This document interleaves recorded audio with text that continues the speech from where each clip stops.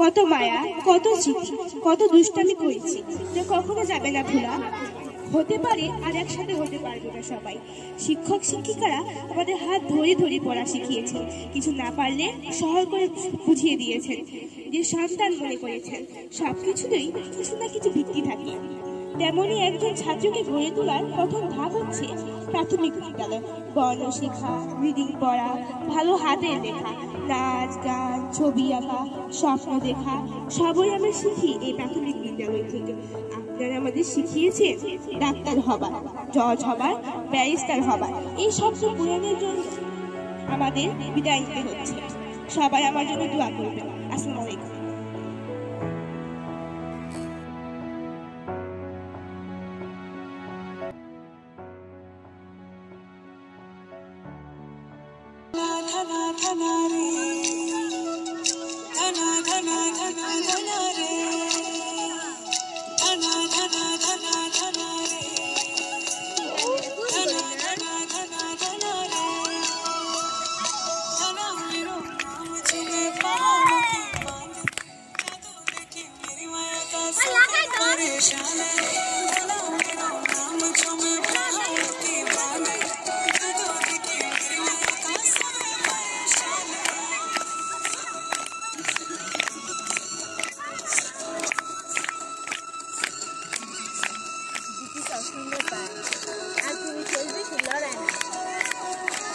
Bin şöyle bir şey. Hey!